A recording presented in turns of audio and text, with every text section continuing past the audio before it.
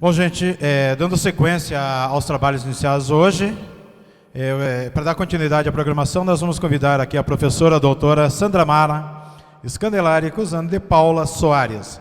Ela é professora graduada em bacharelado e mestrado em informática pela Universidade Federal do Paraná, doutora pelo programa de pós-graduação em clínica cirúrgica da Universidade Federal do Paraná.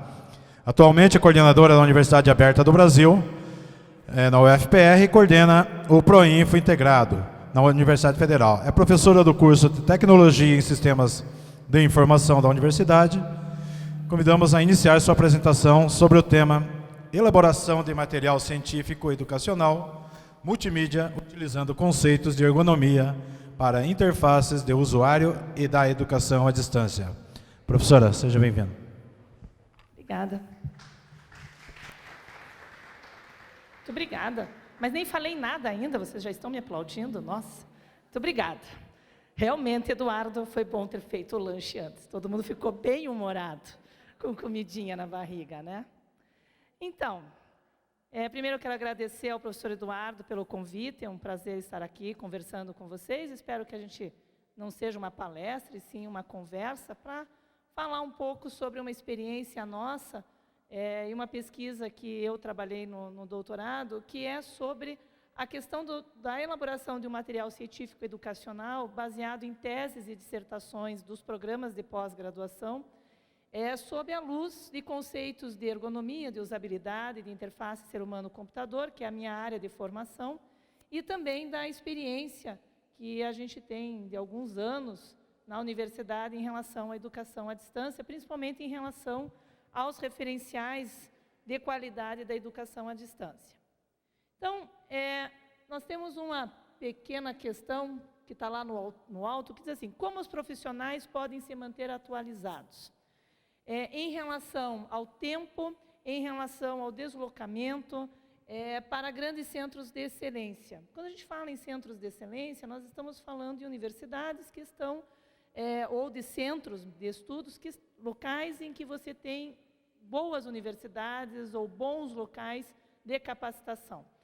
Podem ser, normalmente eles se encontram em grandes cidades, né? E aí você tem uma série de pessoas que nem sempre conseguem se deslocar, até porque trabalham para esses locais e se manterem atualizados, né? Então, o que eles fazem? Eles acabam utilizando de tecnologias das mais diversas para conseguir acesso a pesquisas científicas de qualidade, pesquisas científicas que tenham embasamento, né? Aquelas que não são encontradas em qualquer lugar da internet ou em qualquer site de busca, porque nem sempre nesses locais nós temos um conteúdo confiável, nem sempre, né?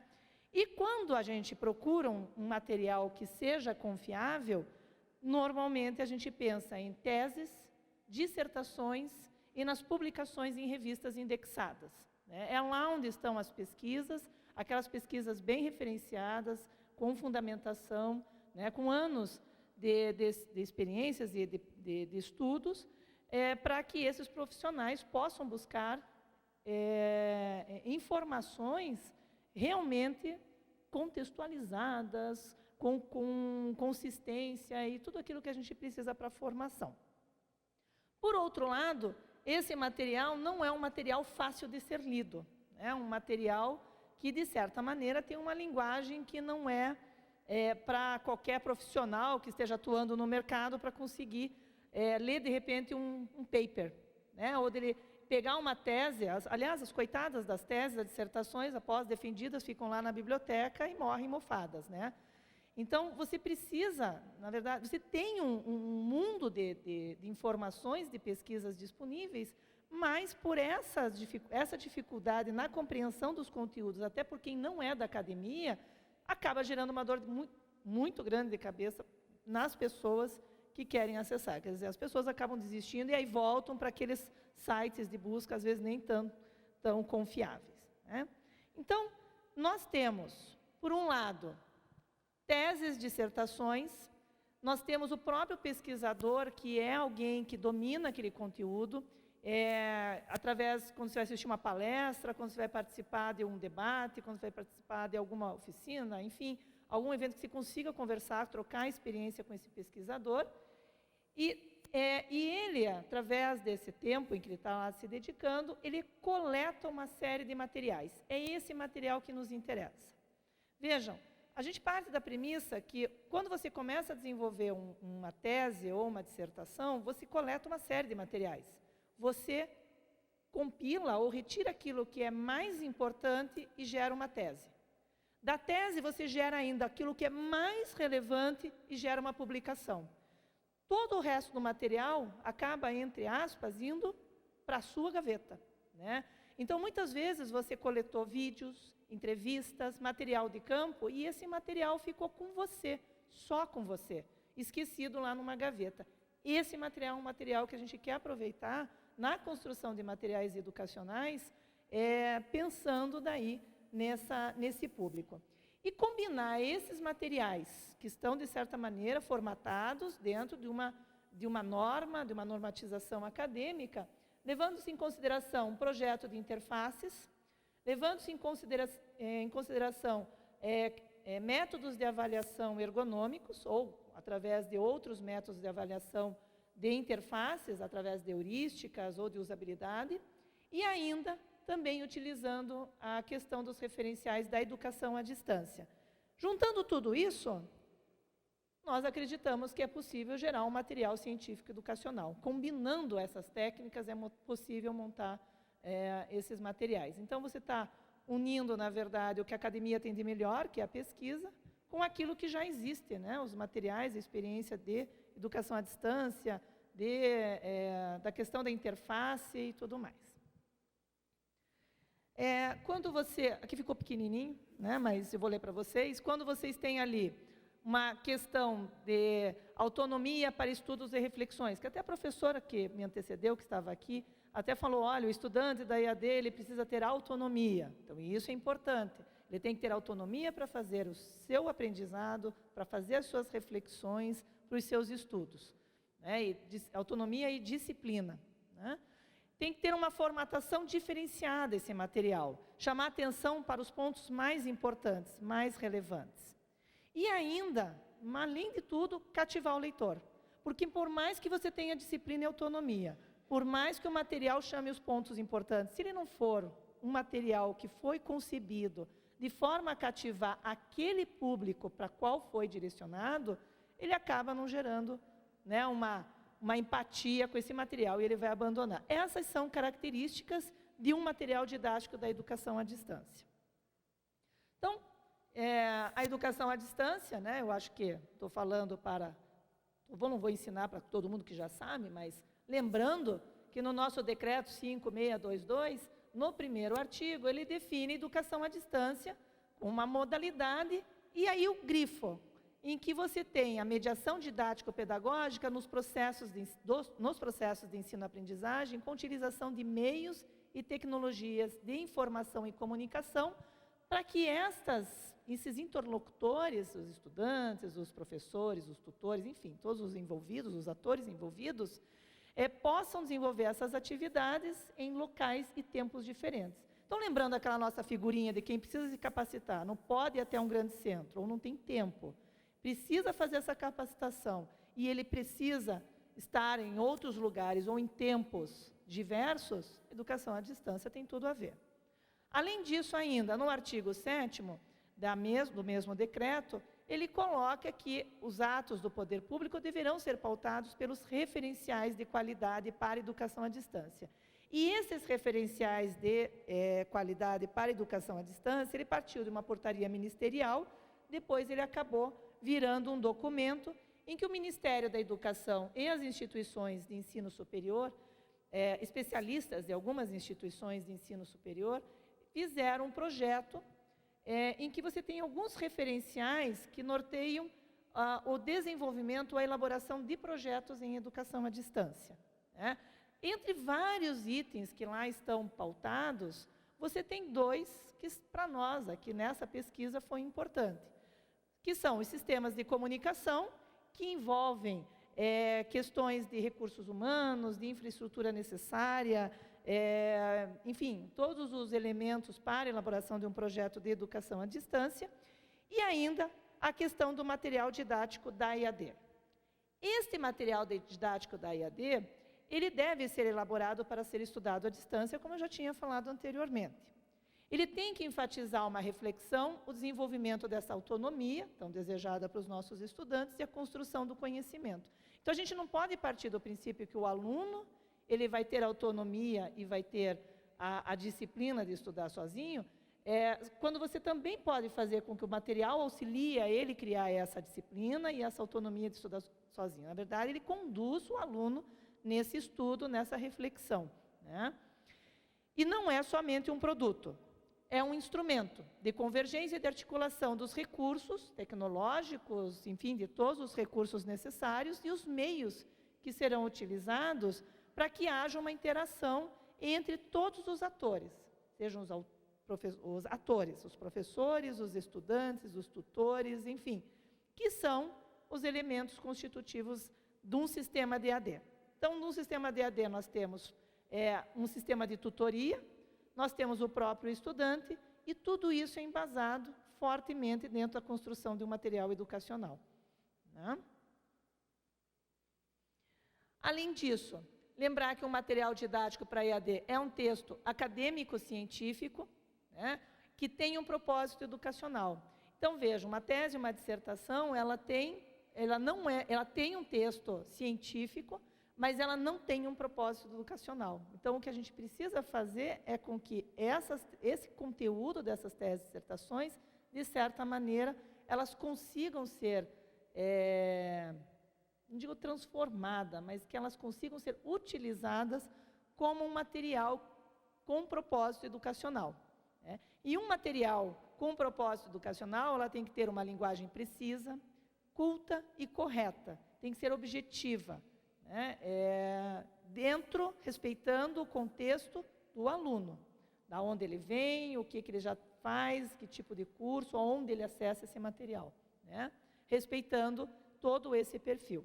Também tem a questão da acessibilidade, que hoje não dá para conceber um material didático que não tenha elementos de acessibilidade, e principalmente a questão da dialogicidade. Dialogicidade não é, de forma alguma, dizer: olá pessoal, tudo bem? Aqui você vai encontrar um material, parará, parará, parará. A dialogicidade tem a ver com a linguagem dela ser objetiva, precisa, com uma leitura fácil, mas não é uma leitura vulgar, uma leitura qualquer. Ela tem a questão de ser acessível para aquele público. Então, se você está pensando num público composto por estudantes do ensino médio, como nós tivemos um projeto com o Ministério da Educação, em que o material foi concebido para estudantes do ensino médio, ele tem uma linguagem. Quando você constrói um material que é concebido para administradores públicos, você tem uma outra concepção de material com uma outra concepção de linguagem, né? E contém outros elementos, como linhas, entrelinhas do conteúdo para facilitar a aprendizagem, inserindo elementos como links, como saiba mais, enfim, informações complementares, o que torna ele um texto alinear. Então, você tem uma sequência de um texto base, mas dali você te remete a assistir um vídeo, abrir uma outra página, abrir um outro material, né, algo que seja multimídia. Então, esse material didático da EAD, além dele ser um material científico acadêmico e possuir a dialogicidade, ele ainda tem como característica esse extrapolar o texto base através da integração de mídias. Eu trouxe aqui uma figurinha em que você tem uma parte de um texto, de repente isso aqui é impresso, né? Um material impresso, tem lá uma palavra, aqui está multimídia, grifada, com um quadradinho, e o texto explicado na lateral, né? Nesse caso aqui na lateral esquerda, se fosse a página do lado direito, seria na lateral direita. Então, se deixa aquelas margens para colocar esses materiais. Também você pode colocar no rodapé alguns elementos, como as referências bibliográficas. À medida que ele vai lendo, ele pode consultar aquela referência. Eu conheço esse material, né? Ah, que legal, eu vou comprar esse livro, eu vou acessar, eu vou buscar. Então, essa linearidade, essa complementação de materiais que transforma teu material em alguma coisa muito rica, né? E ainda a questão dos recursos gráficos, que são importantes, como as cores, os ícones, o tipo de fonte que você vai utilizar, espaçamento, né? Promovendo uma interação e atenção aos pontos-chave. E aí, assim, como assim interagir com um livro? Tudo a ver interagir com um livro, né? Quando você pede para que um aluno reflita sobre alguma coisa, quando olha ao seu redor, busque alguma coisa, então, você, de certa maneira, você está fazendo uma interação com o teu leitor. Dentro desses recursos gráficos, né, que estão todos os elementos que estão dentro dos referenciais de qualidade. Então, tudo isso que estou falando para vocês, eu extraí de dentro dos referenciais, né? Então, dentro dos referenciais, ele fala sobre a questão dos recursos gráficos, e aí nós fizemos uma ligação com uma área da engenharia de software. A engenharia de software é uma sub-área da área de informática, né? E a engenharia de software é a área de desenvolvimento de sistemas. Então, é onde você tem, desde a fase de levantamento de requisitos, programação, implementação, testes, tudo aquilo que está no entorno do desenvolvimento de um sistema. E uma das áreas da engenharia de software é a área de interface ser humano-computador, né, que a gente chama de IHC. E, basicamente, é todo um estudo que tenta promover uma interação de qualidade entre o usuário, público-alvo, com o sistema computacional que você está desenvolvendo, e isso através de interfaces. Tanto interfaces de entrada, né, um formulário que você esteja preenchendo, quanto interfaces de saída, uma mensagem de que você fez certo, como quando você está esperando que alguma coisa aconteça, que apareça um reloginho dizendo que alguma coisa está acontecendo, que existe uma regra prática na informática que é do 3 segundos, né? Você põe o sistema para funcionar. Se em 3 segundos ele não fizer nada, o usuário mexe o mouse. 3 segundos, se ele não fizer nada, ele bate no teclado. Mais 3 segundos ele faz Ctrl Alt Del. Se não funcionar nada, ele tira da tomada, né? Então, são 3 segundos que você tem para que ele te dê um feedback, um retorno dessa interface, interagindo com o teu usuário. Isso tudo são elementos que estão dentro dessa área de estudos, né? Então, essas questões nas interfaces, elas sempre têm que ser respondidas. As informações da tua interface são facilmente encontradas quando você acessa um sistema, agora falando de sistemas computacionais. Você facilmente encontra como comprar um produto, pagar e em qual forma de pagamento você tem que utilizar, né? Ah, eu quero tirar uma segunda via do meu boleto bancário, eu quero tirar uma segunda via de alguma coisa. Rapidamente eu sei aonde encontrar isso na minha interface. Outra questão, os cursistas ou os usuários do sistema sabem o que devem fazer e em que sequência. Então, eles sabem que para fazer essa segunda via, ou para tirar uma consulta, ou para preencher um formulário, fazer uma compra, eles têm uma sequência e sabem quais são essas sequências. Não é uma surpresa a cada interface, a cada tela que se abre. E também sempre tem que ter instruções, e essas instruções têm que estar claras. Então, são algumas questões que norteiam o conceito, o estudo da área de IHC, da área de interface ser humano-computador. O desenvolvimento de interface ser humano-computador é uma das áreas de informática em que o pessoal da área de informática descobriu o óbvio. Não é centrado no processo, no desenvolvimento do sistema, e sim no usuário, né? O que para todos da área de educação já era óbvio há muito tempo, o pessoal da área de informática não sabia. Então, o que se fazia? Vou fazer um controle de contas a pagar. Eles desenvolviam um controle de contas a pagar, mas não sabiam para quem. Aí a pessoa tinha que se adaptar no controle de contas a pagar, mesmo que ele não gostasse de se adaptar. Ou se ele não se adaptasse, ele ia comprar outro, né? Mas mais ou menos como querer fazer um carro com um volante virado para trás. Quer dizer, eu fiz um carro, vai ter que andar de ré, só não perguntaram para o usuário se ele sabia dirigir aquilo. Então, na área de desenvolvimento, começou-se a pensar naquilo que deveria ser centrado no usuário. Então, hoje, as metodologias novas de desenvolvimento de sistemas, elas são baseadas, centradas no que a gente chama de usuário, né? Começando sempre pelo levantamento de um perfil, de todas aí sim das tarefas, das funcionalidades do sistema, até chegar num projeto. Então, no perfil, deve-se levar em consideração informações como qual o papel que aquele usuário ou aquele aluno vai assumir perante o material. Vai ser um professor que vai ler esse material ou vai ser o estudante, ou vai ser o tutor? No sistema, vai ser um administrador do sistema. Quem é? Que papel que ele assume? Eu posso assumir um papel de aluna de um curso e ser professor em outro, ser autor. E, às vezes, você tem como fazer um material que respeite a esses diversos papéis. Pode ser levado em consideração a questão da idade, Isso te dá um diagnóstico em relação ao tipo de cores, as fontes que você vai utilizar dentro do material, também da linguagem, claro.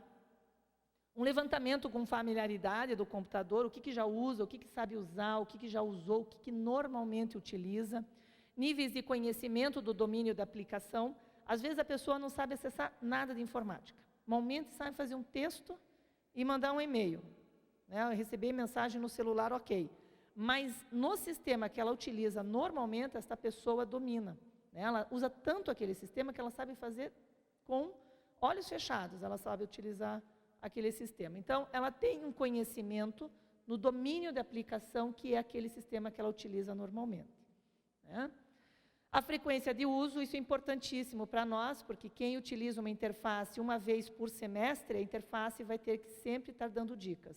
Se ela utiliza todos os dias, ela passa de ser novata na primeira semana, depois de um mês ela é experiente. Então, o material também tem que levar em consideração que ele não pode ser assim tão passo a passo o tempo inteiro. Ele tem que prever que essa pessoa aprenda a utilizar o sistema e daqui a pouco ela não vai querer usar no caminho de clica, clica, clica. Ela vai querer usar com duas teclas ou um botãozinho só, ela já chegar no produto final. Então, é o que a gente chama de flexibilização da interface, de flexibilidade. Também fatores socioculturais, isso interfere nas cores que você vai utilizar em alguns elementos. Isso é muito claro, muito evidente. Então, quando a gente fala assim, fazer um exercício com vocês, igual a professora anterior. Você pensa numa mulher vestida, um vestido longo, e esse vestido longo é branco. O que ela é? Noiva, porque o nosso contexto sociocultural pensa assim. Agora, se ela for no Japão, ela está indo para o enterro, porque é uma outra cor, no lado ocidental, o vermelho, que é normalmente para noivas, não vai ser o branco. Branco é uma cor de luto. Se essa mesma pessoa estiver com um vestido longo, estiver de preto, uma festa, uma formatura, sei lá, mas não é uma noiva. Então, vejam que a questão das cores, dependendo do contexto em que você está inserido, ela altera muito essa questão desses fatores, entre outros. Eu só dei um exemplo de alguma das cores. E ainda, questões como limitações físicas, sejam elas permanentes ou não, temporárias.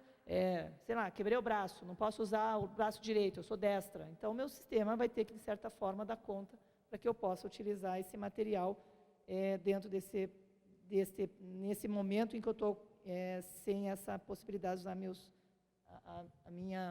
meus braços. Eu trouxe aqui para ilustrar para vocês uma interface. O que vocês acham dessa interface? Um caos, Alguém aqui é da área de áudio, que trabalha com áudio? Porque o pessoal de áudio olha isso daqui e sabe fazer na hora o que faz esse negócio inteiro aqui. Porque ele é, na verdade, um software para fazer edição de áudio. Então, é para especialistas em áudio, é um software para quem trabalha normalmente com áudio. Não para quem trabalha eventualmente como eu. Quando você se depara com uma outra interface como essa, apesar de ser uma interface da Disney, e quando a gente fala em Disney, a gente pensa já no Mickey Mouse, e aí você pensa numa cor vermelha, branco, cores mais alegres. Se você depara com uma página com essa da Disney, você diz, não é da Disney, alguém pirateou a página da Disney. E, na verdade, não, é porque o público dessa linha do Piratas do Caribe já é um público adolescente, já tem um outro perfil, não é o da criancinha que assiste normalmente o Ursinho Puff ou o Mickey Mouse, ele já tem um pouco mais de idade. Então, aí você já tem uma questão da própria estruturação da página dela, ela modifica conforme a linha ou a idade para quem ele está sendo desenvolvido. Então, além desse levantamento do perfil, também é importante fazer um levantamento das tarefas em relação a todo um propósito educacional, de como que ele vai ser usado, enfim. Você fazer um grande levantamento dos requisitos, dos objetivos e como você quer que esse material seja trabalhado.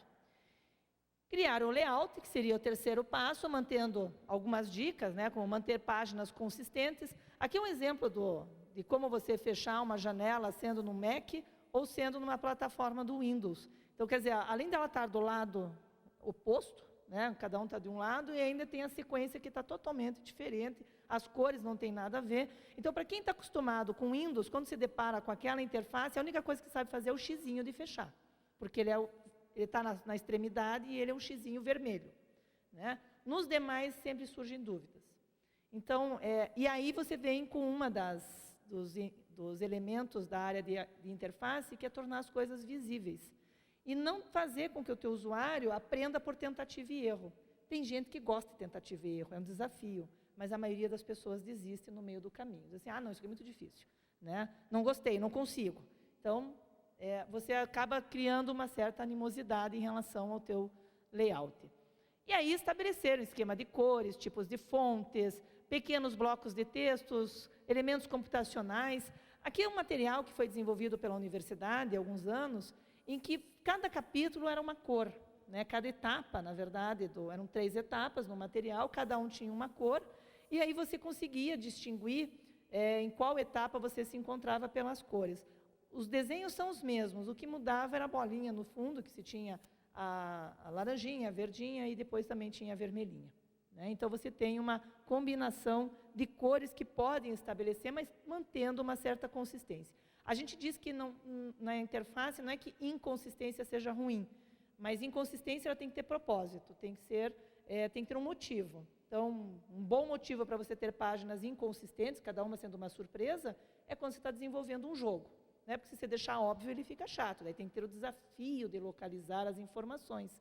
Senão, você sempre faz com que a pessoa não preste atenção na interface. A interface tem que ser tão boa, que a pessoa não pode prestar atenção que ela exista, né? Aqui, para ilustrar uma questão que a gente trabalha muito na questão das interfaces, em relação ao tipo de mensagem que ela quer passar para você. A mensagem, quando a gente fala em interfaces, não é a mensagem de erro, uma mensagem de correção, mas sim a intencionalidade de quem construiu, do designer de interface, colocando naquela tela o que você deve fazer. Então, olhem, olhando essas duas interfaces, vejam, ela tem o mesmo tamanho, o mesmo formato, a diferença é que na da esquerda você tem opções de selecionar, e na da direita você entra direto com os dados. Então, o que te dá como mensagem, dizendo o seguinte, na da esquerda eu tenho que selecionar um deles, na da direita eu posso entrar com todos os campos, ou 1, ou 2, ou 3. Então, sem eu ter que colocar um texto explicativo, a interface tem que comunicar a minha intencionalidade. Então, se isso dentro da área de designer de interfaces funciona, por que ela não deve funcionar também na construção de materiais educacionais, né? Então, foi essa uma dos nossos nortes para trabalhar dentro dessa pesquisa. E aí, por fim, tem a questão da usabilidade, né? A usabilidade, ela tem como definição medir a qualidade de interação das interfaces, dos sistemas com o usuário, quão bom, quão fácil é interagir com uma interface, e aí são vários fatores que são examinados ou são verificados nessa busca, nessa pesquisa, nessa avaliação. Então, fatores como se o sistema, se a interface é fácil de aprender, fácil de usar, se o usuário fica satisfeito com a utilização dessa interface, se ela é flexível e se ela tem um aumento na sua produtividade. Então, vejam, já não são fatores em relação só ao tipo de cor ou a minha questão de estrutura, mas sim de uso, né, de interação com a tua interface. Então, você tem a interface, que é algo físico, e isso é uma interface, e eu tenho a questão de como eu uso essa interface, de como eu interajo com essa interface, né?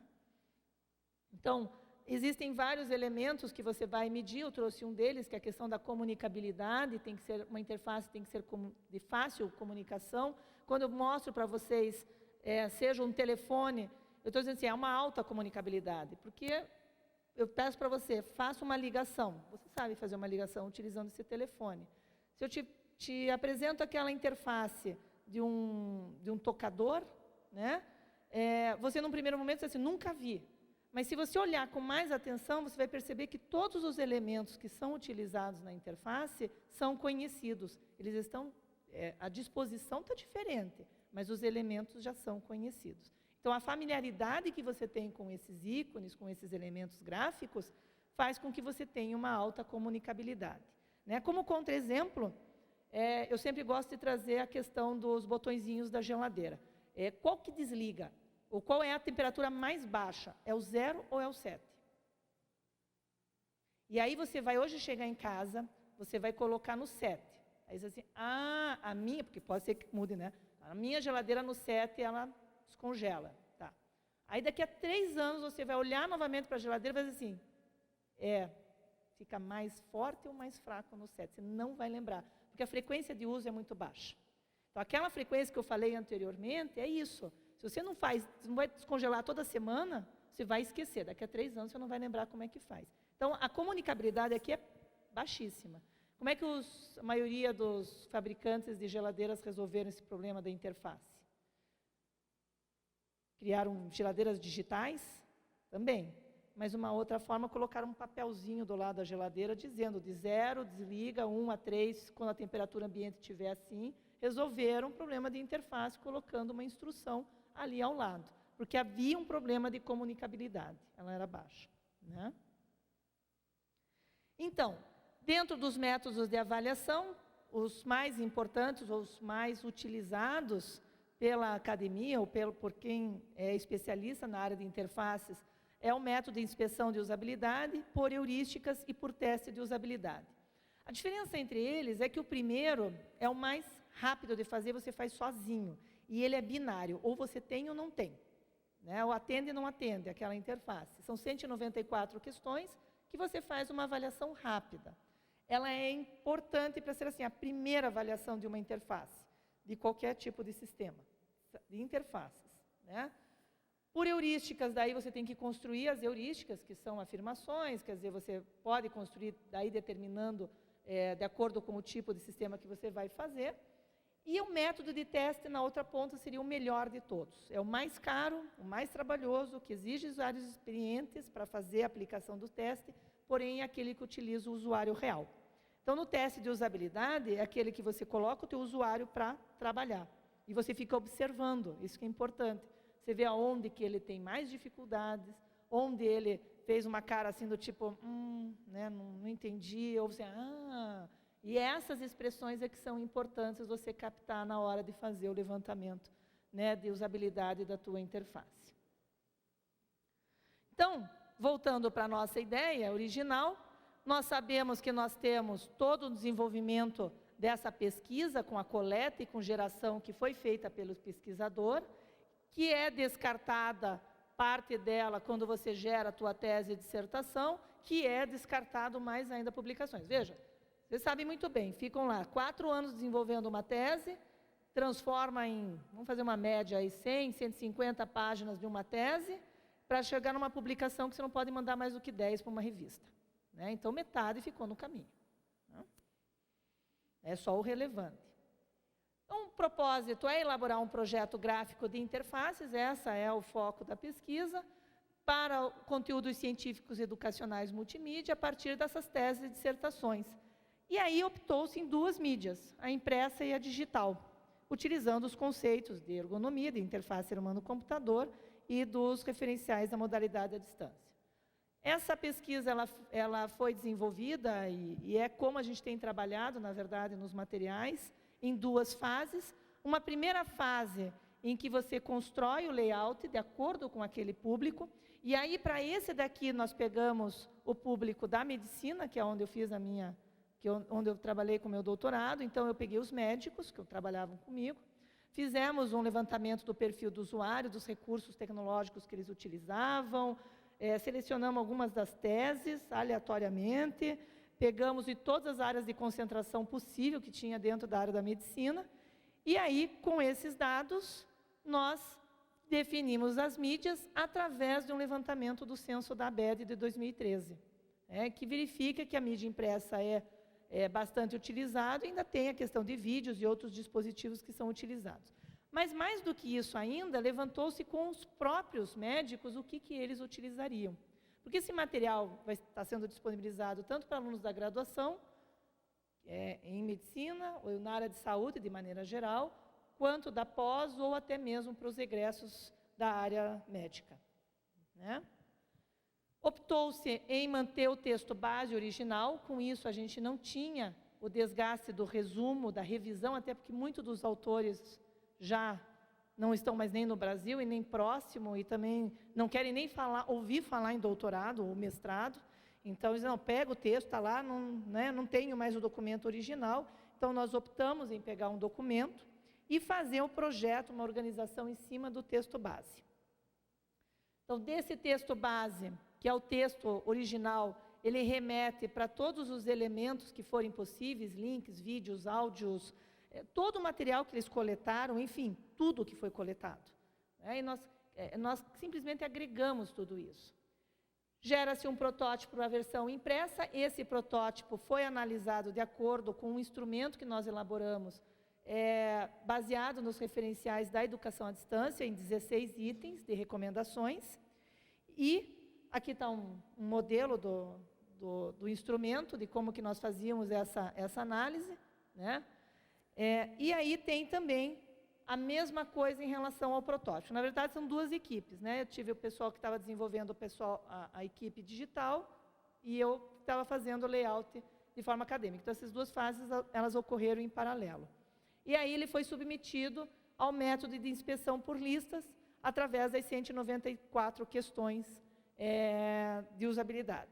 Com isso foi gerado, aqui tem um exemplo dos critérios, como eram respondidos, foram gerados as interfaces para os dois tipos de materiais.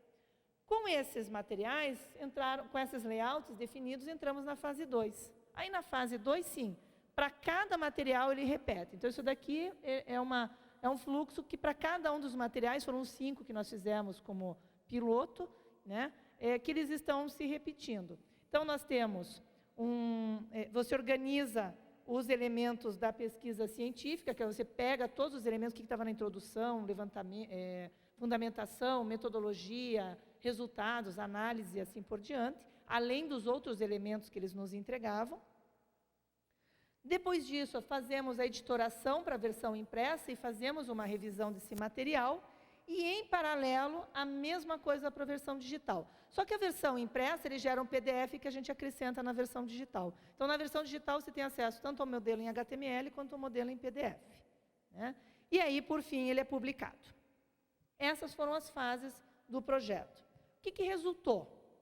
Resultou num material, num livrinho, um tamanho em que eles definiram, no levantamento de requisitos, que era o mais adequado em termos de tamanho de material, não podia ser o tamanho de um jornal, mas eles não queriam também muito pequeno, então, tamanho padrão de livro. Nós utilizamos algumas cores nos sumários para fazer a identificação, então, ali tem uma parte do sumário, o capítulo 1, ele está em verde, e daí se utiliza essa estruturação dentro do mesmo capítulo. Para cada um dos capítulos, você tem elementos gráficos, que são utilizados, os ícones, tanto na versão digital quanto na impressa, com a largura já conhecida de 1/3 para anotações, todos os elementos da IAD que nós inserimos, os de referenciação, os intratextuais, os extratextuais, enfim. E aí, novamente, após ter essa verificação, nós chegamos à conclusão, ou verificamos que todas as recomendações que foram dentro dos referenciais de qualidade para a construção de materiais didáticos da IAD, eles foram atendidos. E ainda, fomos verificando que haviam algumas dificuldades em relação à qualidade das imagens que eram entregues, ao tipo de formatação, cada um formata uma tabela de um jeito. Então, está se fazendo agora, essa sensibilização dos autores em relação ao formato desses materiais a serem entregues, de maneira que a gente faça uma produção um pouco mais ágil desses materiais.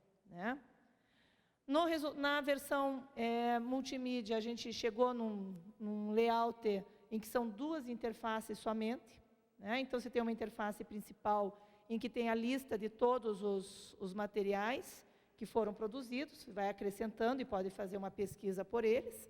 E a página que é onde estão os materiais, dividido em 4 áreas, a parte de cima com os capítulos, a lateral com um sumário por seção, a parte central com os textos e na lateral o conteúdo adicional.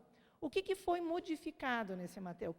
Como é que foi construído, assim, tentando resumir um pouco o que eu falei para vocês. Nós pegamos, então, a tese original, ela está aqui. Para que a gente resolvesse o problema da linguagem, nós inserimos os elementos intratextuais. Então, de acordo com alguns, acho que eu mostro mais para frente, em alguns elementos em que eram muito difíceis ou eram assuntos muito complexos, nós pedimos para que ou ele explicasse para nós, e aí ele ia me falando, eu ia anotando e a gente ia colocando no material, ou ele me entregava algum material complementar que eu deixava aqui na lateralzinha. Então, teve um dos autores que gravou um vídeo, e ele explicava o que estava se falando naquele capítulo. É mais ou menos quando você fala com um aluno, né? O que você fez aqui? O que você quis dizer no seu trabalho? Ah, eu fiz tal coisa. Se grava isso e coloca aqui na lateral. O que você pôs na fundamentação? Por que você escolheu esse tema? Ah, eu escolhi por conta dessas informações. Se coloca aqui do lado. Você tem um material que tenha mais explicações? Tem, olha, esse material aqui foi o que gerou essa estatística. Você coloca aqui na lateral. Então, na verdade, é uma forma de você organizar todo aquele material, tudo aquilo que você levantou dentro de um único material didático, na verdade, com essa característica da EAD. Bom, deixa eu mostrar, acho que o outro gráfico fica mais fácil de eu mostrar para vocês, que é esse daqui, ó, que daí vocês conseguem visualizar bem. Das 194 questões, se aplicavam ao sistema 120. O que é uma questão que não se aplica? Por exemplo, eu não tenho entrada de dados, então ele não se aplica à questão de todas as perguntas que me faziam referência à entrada de dados, a formulário de digitação de dados, porque ali era só consulta, né? Então, dessas 120 que realmente se aplicavam ao tipo de sistema, que é um material educacional, 109 ou 91% foram atendidas. E das 11 questões que não foram atendidas, foram em relação à acessibilidade e flexibilidade. Então, ele não muda de cor, eu não tenho como fazer, no fundo, transformar um texto que aqui, por exemplo, poderia ser fundo branco, mas eu preferia que fosse fundo azul com letra branca. A questão do tamanho da fonte vai variar conforme o teu tipo de equipamento, já que ele funciona em qualquer um. A gente chama isso de ser responsivo.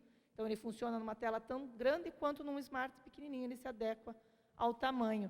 Mas ele não tem um leitor ou alguém que tem tudo já com a legenda, né? Quando tem um áudio, por exemplo. Então, esses elementos, eles faltaram, e aí ficou, né, para a gente já estar desenvolvendo.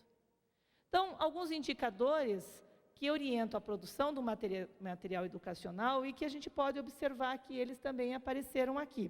Então, vejam, o potencial da imagem junto à contextualização do conteúdo tem como objetivo unir a teoria à prática e à realidade, porém, de modo a instigar o cursista a construir essa relação e não somente fornecendo-as gratuitamente. Ou seja, utilizar a imagem como uma linguagem que instiga a reflexão e não simplesmente comunica uma verdade.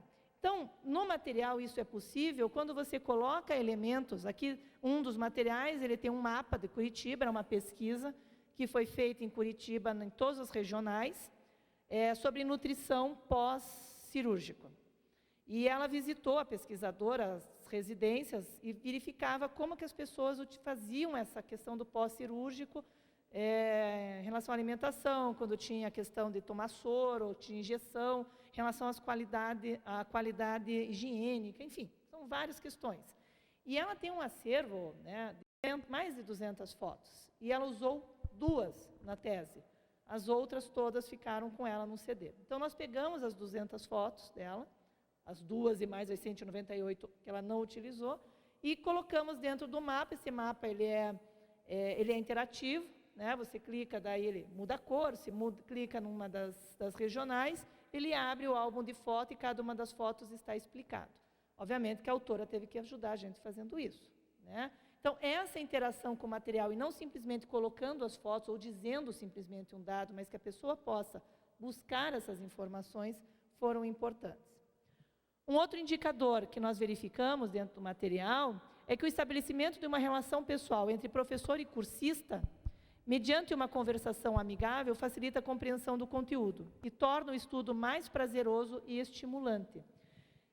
Dentro de uma tese, de uma dissertação, isso é quase impossível, tornar uma relação pessoal entre o professor, a menos que eu assistir a arguição dele no dia, eu vou conversar com ele em uma palestra, né? Então, o que nós fizemos? Nós pedimos para que os autores gravassem os vídeos, nós colocamos ali na lateral, sugerimos que as teses, quando são, ou as dissertações, quando elas vão para a defesa, que a gente possa gravar isso e inserir no material, né? E aí esse professor, então você vê quem é o autor, você visualiza esse autor, você verifica, olha, dessa forma, você concretiza essa pessoa, né? Isso cria uma empatia também com o material, que a gente tinha falado anteriormente. E, por fim, em cursos oferecidos em ambiente web, o texto base deve ser, na verdade, um hipertexto, ou seja, um material didático tem suporte de múltiplos recursos e linguagens de comunicação. O hipertexto configura-se na entrada de vários textos no percurso de estudo do cursista e, ao final, para além do material, levando o cursista a uma atitude investigativa de busca de mais conhecimento mediante a pesquisa. Então, o material tem que ter essa questão do hipertexto, de levar ele para o além texto base, né, para além das fronteiras do material que foi produzido. E isso também, novamente, com os materiais, com as dicas que os autores iam inserindo, e a gente colocava um símbolozinho desses materiais, quando eles fazem uma explicação mais detalhada, com glossários, com links para outras páginas, para outros materiais, para outros vídeos, né, fazendo com que ele saia daquele material e tenha um estudo mais dirigido, e não simplesmente numa lista de referenciações bibliográficas.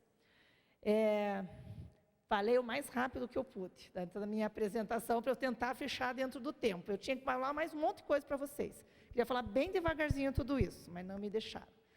Mais uma vez, eu quero agradecer a oportunidade, espero ter contribuído com alguma ideia, alguma solução, e estou à disposição para vocês, seja aqui ou seja lá na universidade. Meu e-mail está ali embaixo, caso vocês queiram entrar em contato comigo. Obrigada.